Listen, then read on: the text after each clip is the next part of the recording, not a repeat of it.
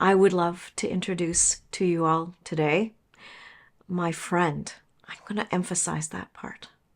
My friend who I love, Kaya Lyons, who is a revered occupational therapist from Australia, currently living in Sydney, Australia, right close to Bondi Beach. And it is a deep honor that I have the opportunity to have a dialogue with her today. And I am excited to share this conversation with you. So, Kaya, my first question to you is about the evolution of your journey. As your friend and colleague who has been able to witness a part of it, every time we speak, there is a leap of massive proportion in my perception from one concept to yet another layer of commitment to the healing aspects that you so profoundly connect to. And I just am so curious as to what was unfolding in your process that got you to the places that you're going to right now. Honestly, I guess the aspect and why I find it challenging to talk about is that I almost feel like there is a wind up now where if I sit here today and talk about aspects, I feel like the wind up of sympathetic Mm, survival initially got me on the path of doing science because I was good at it and it made sense to me because I did anatomy and physiology at university first before I did OT. Um, and I only did science because I was scared to go to a different university away from my friends where I got into OT. And I was like, I don't even know what OT is. So that was sort of like my journey, that really it was survival that started the aspects. And then moving to Sydney, I wanted to learn from the best that did the OTA model. And so it was all about performance and perfection, really, initially. And then what in the process of starting my career in OT, the hands-on workshops, I so vividly remember that doing everything and people had reflexes and all of this stuff and I had nothing. And I was like, why am I here? Because every workshop I remember people talking about, well, you get into the profession because you're working on it. And I honestly, I was like, okay, well, all the reflexes. And so I felt a real lack of belonging. mm. Um, and a lot of just head. And I think that then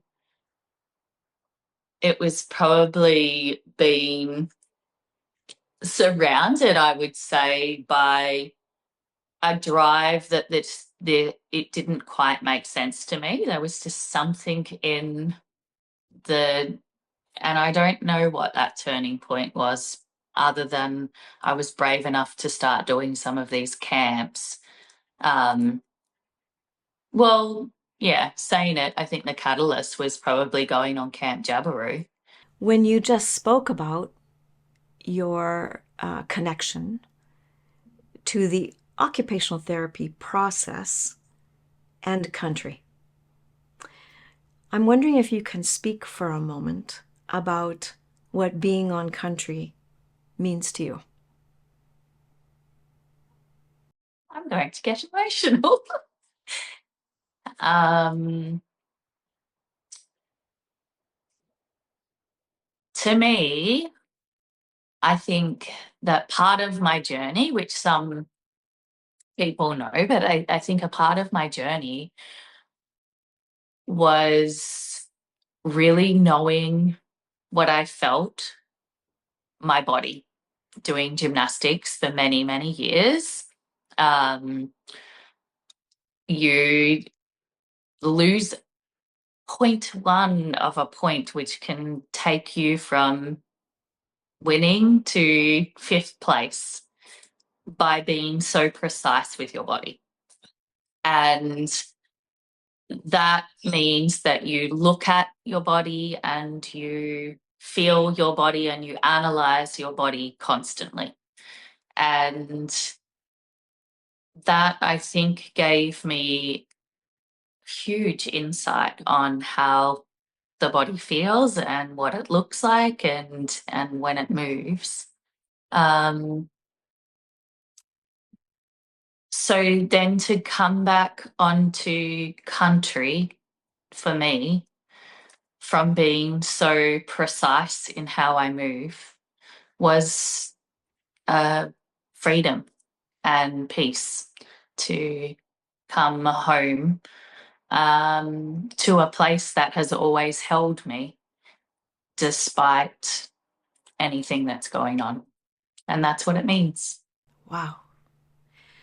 Such a deeply vulnerable answer. I feel the emotion in my own spirit as I listen to that truthful, meaningful answer of what the earth and our connection to it, which is always present, offers us underneath all that we learn along the way.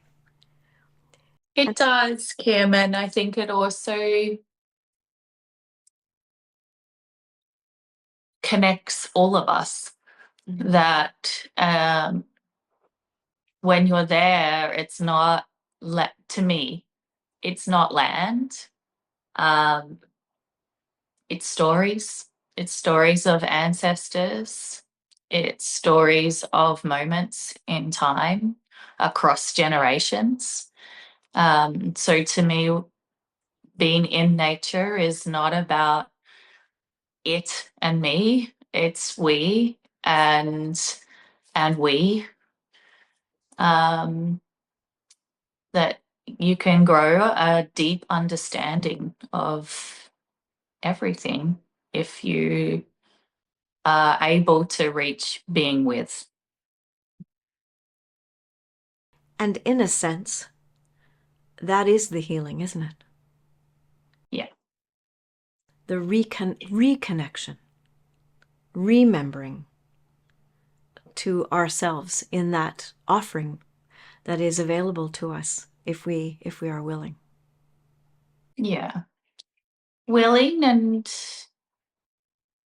open to know that the stages of that, like being compassionate, I think, to yourself, that it is a journey to go there. I was really blessed in one sense. I was born at home, not in a hospital. And so I think that my thread initially, and then traveling around Australia in a caravan and camping. So I had that in my body that needed, I guess, like awakening. And I think we all have that. It just depends on how far back we go to sort of have that connection. So to really reawaken that is a process. And in that process, it's journeying back little by little and being okay with where you're at, rather than trying to get to that end point of when we talk about connection. I think that I would love people to not listen to the aspect of, oh, well, I want to be there. And then you're always chasing instead of acknowledging where you are and being really content and happy with the fact that you're stepping on with openness is enough.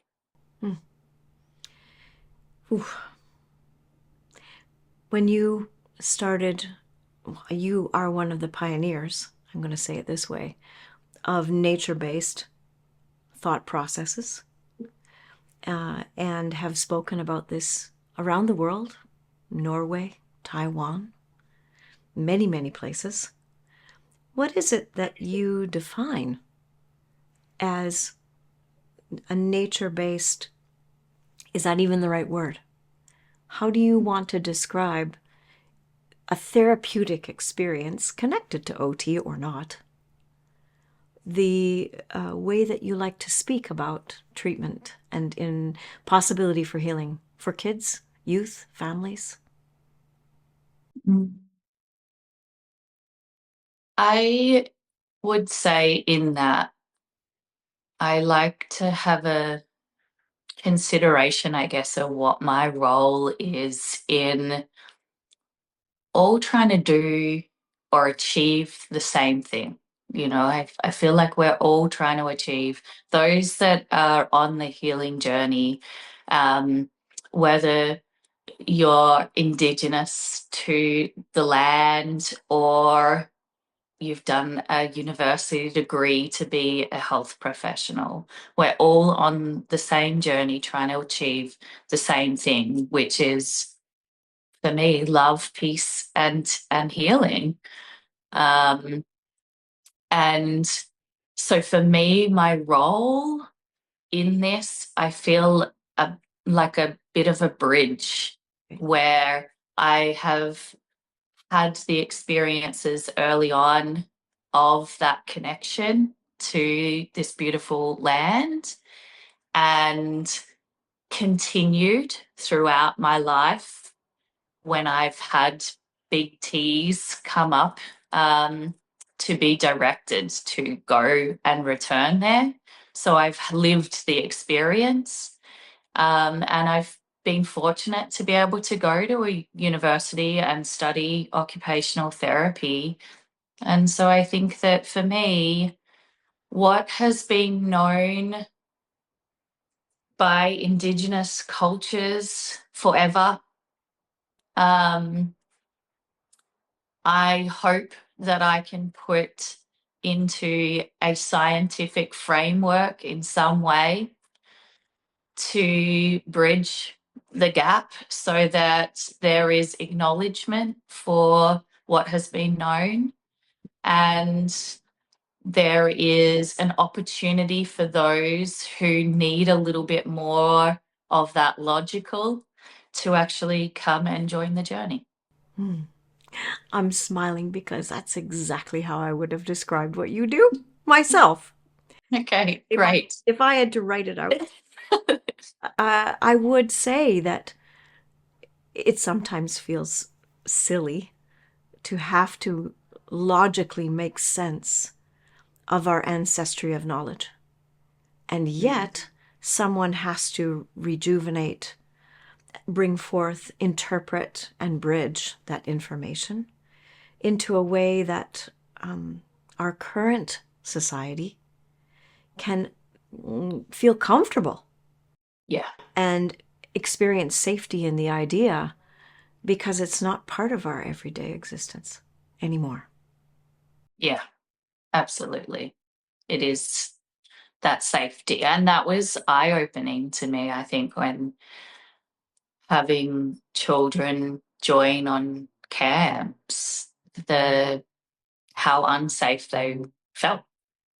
Sure. And um, when when we look at child development and that feeling of safety means being with individuals that can model that safety back. So I think that the further along away from that connection with, the less modeling we have and the less opportunity we have to actually be present with someone who feels safe with country. Totally.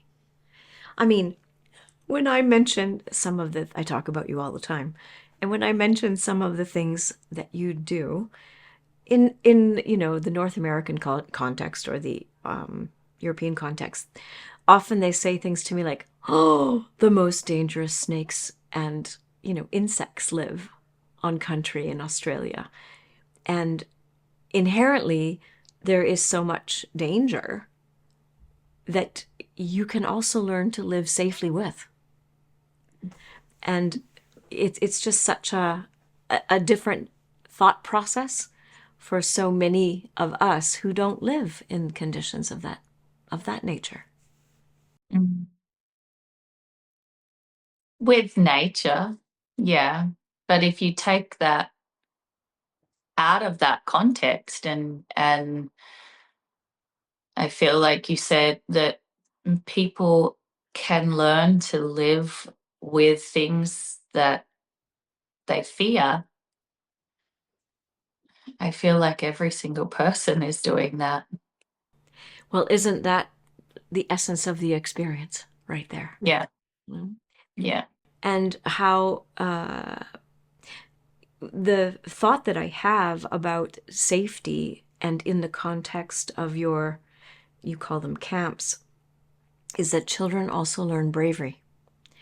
And this is Mm. so connected to attachment, where there is a blend of safety and security and bravery for exploration. And that it Yeah. can't just be safety, but titrated incremental opportunities for expansion of curiosity, Mm. of willingness to try things that are not in your comfort zone. And Mm. this is resilience, isn't it? Mm. Yeah, that's a huge conversation, I think, in the aspects of what's, there's almost a division, I feel, of, is it safety or is it moving out, and where is that? And for me, when there's motivation or desire, um, that sparks, like there's just this sparkle of I'm really curious about this unknown aspect, that draws you out, and you can see it in kids' eyes, and the way that the face changes when there's that initial, I really am curious about that, or I want, and there's this thread, um, that is in itself a tiny bit of safety alongside the person that goes, yeah, well, we can. Hmm. Then you have this dual fold safety to explore the uncomfortable, which it will be uncomfortable because it's novel, and anything that is novel has a level of not feeling safe to it. And so there's that learning how to shift between the two, like the orienting, really, the shift between refer back, check in. Okay, this is safe. We've got this. Come out, move into the uncomfortable, get to a place where the heart rate might go, no, actually, this is not. Shift back, and you're learning in that how to shift states. Mm. And it's such a, when I think about camp, how organic that process is. Mm. That you can't necessarily, you can come with ideas of what you're going to do with your time on country. But in my imagination, many things arise from the possibility in the moment that's in front of you. Yeah. Is that a correct assumption? Yeah, I think that the first few was, okay, these are the things that we're going to do. And there's now, I would say, more of a, a value system in it, that the values remain constant, but everything else shifts. And for me, that is the uncomfortable for the therapists to need to move into that and let go of those aspects, because really the curiosity and that spark that I was just referring to doesn't live in the ideas of the adults, it lives in the ideas of the children. And so all the individuals that you're taking into that space, that the thread is the individual's experience, and if you try and come up with things that you're bringing, then you miss some of the connection Mm. for the individual to have that link between I have an idea and this curiosity, and then I follow it, and then I execute it, and then I can. Mm. That is the healing journey. And you take some of that out if you become the person who comes up with the ideas. I'm smiling again because Dr. Ayers is smiling on us because in her value system of the possibility of praxis, it couldn't get any better than what you're describing. And Right. we in our therapeutic learning, at least in my journey over the last, I hate to tell you how many years, 42 years, we can get very attached to our equipment. Mm. And the world is full of possibility without equipment. Mm. And this is a real strong return to that value system of how do I return to my ancestral learning experiences of being able to connect and learn from what is in front of me. Mm. And I think that's such a, when I consult with clinicians who are in developing countries, they're always so interested in our swings and I'm thinking, you've got this right where you are in, the savannah of Africa or the plains in northern Canada. It just is such an opportunity to use what is there as the affordance from which to learn. And it's taken me a long time to get to this full circle because it does require letting go. Yeah. Yeah. Yeah. And moving into the scared and perhaps away from a bias, for me anyway, a bias condition. I didn't grow up with too much.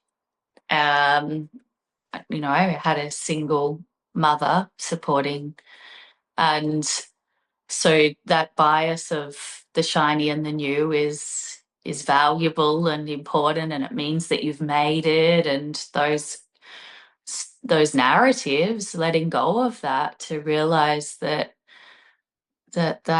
doesn't actually matter in the quality of life and joy and being with people. And so I think that it's letting go of those things that might have driven you throughout, and then um, and driven perhaps society, even when we're talking about third world countries, that's almost lesser than, that they're lesser a human than someone who is not.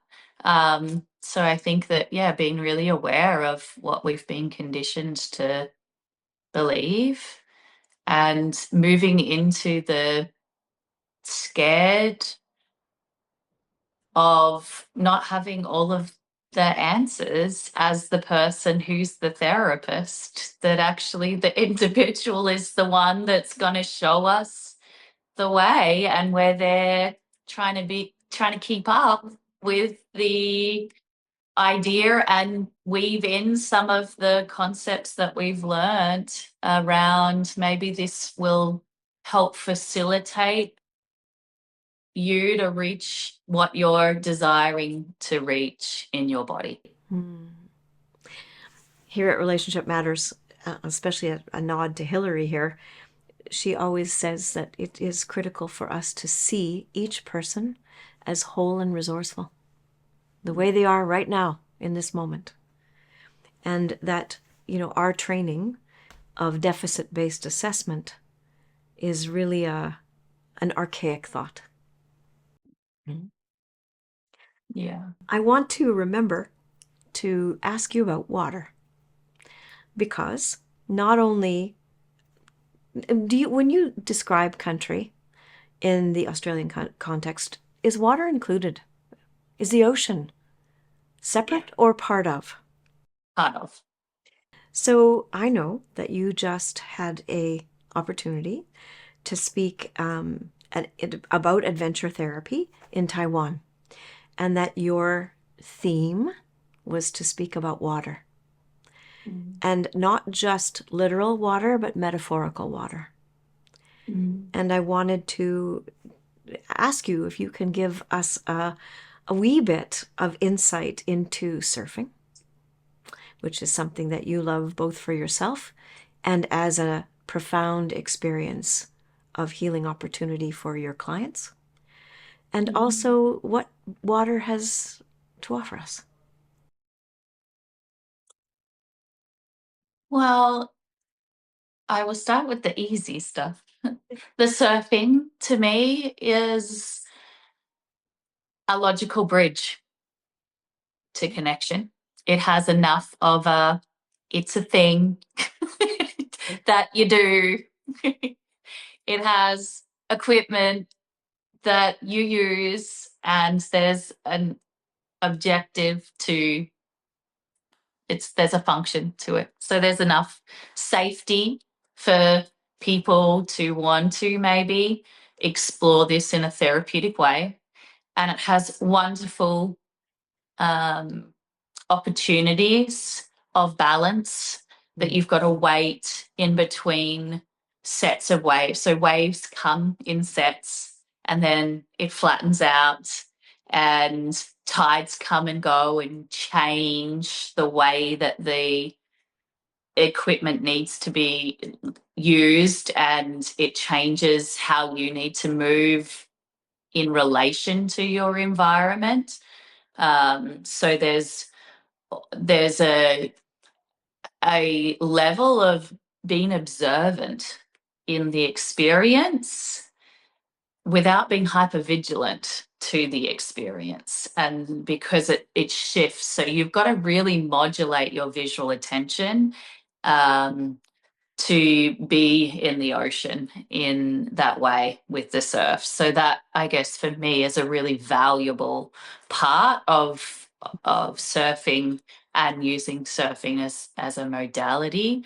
And then there's the aspects of using your body and strength and balance, and which keeps you in the mid range. And highlights, I think, for individuals like coming into their body safely, because it has that charge of a little bit of adrenaline and a little bit of that vestibular sort of rush to drive. But then there's a coming back and returning. So it brings, I think there's an opportunity to bring people back into their bodies in a safer way. Um, so that would be a body piece for me in the surfing aspect. And I think that there's also an aspect of letting go in it, that it actually takes time. You don't just get up and stand. and and we now have so many opportunities where, first time and you succeed, and surfing is not that. So I like that. I like that you might fall. I like that you might fall. I like that the goal might not be to stand up, that catching the wave on your stomach is enough. And if you want to stand up, that, yeah, you're going to fall many times before you stand up. And that to me is a beautiful metaphor for life. Wow. So that's surfing for me. And I have seen you after an altercation with a surfboard, Yes.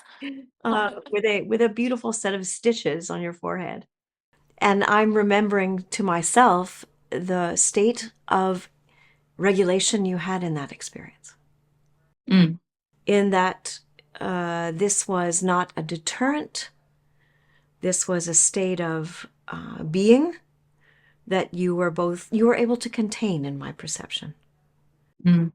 And I think that to me is such an example of resilience, that even Mm. when we engage in something that we love, there are still going to be a challenge or pieces of life that are not necessarily going to always work. Mm. And I remember feeling so inspired by the story of your experience, which was unexpected, and in Hawaii rather than at home, as you were traveling along with your kids, and it has stuck with me as whenever I'm feeling like something slid in accidentally, even in the presence of something that is a passion, that it's also okay. Mm. So that comes back to the sharing of stories, doesn't it? That when we share stories with each other in our difficulties, that also inspires. If you can do it, I can do it. Yeah. The aspect too, Kim, in that, and that's probably the second part of water, but also just elements of this planet. Um, we were created, I guess, in a body in water. Yeah. And it wasn't necessarily the surfing Mm. that held me. And I would love to hear from other surfers if they feel the same, but it's the water Mm. itself that I could paddle out and not catch a single wave and still have a beautiful, it's the connection with the water, not the surfing, that you feel you can put your hand on the surface and just you can feel the rise of a set and you just feel so beautifully held in it. It's not, it's ocean, it's when it rains and the fresh water meets the salt water and there's becomes this glass that being with water, and this is what I would love for it's not just about surfing. Every time we're under a shower, do we know where our water sources come from? Like being with water is containment. That is the mirror for me of what every element has to teach us. Is water is your containment. It has held you. It is your life force. Without it, if across, without it, we don't have life. So for me, that is containment. Mm. Wow, I'm so excited for listeners to hear this incredible information. And I need also to remember to ask you my one last question, and then I'm going to ask you if there's anything I missed, is about your up and coming book that I know that you have been writing children's books. And you have a new one that is ready for publication. And I'm wondering if you could tell us about it. Yes, this was a stepping into the uncomfortable moment for me. Write something down, guys. And I think firstly, I feel so grateful to actually a dear friend and a client of mine Mm. who came into my world and encouraged me to that this was possible. Mm. I don't think that I would have done it it would have taken me a long time without her. So I'm very, very, very grateful to Letitia, who has helped me along this way.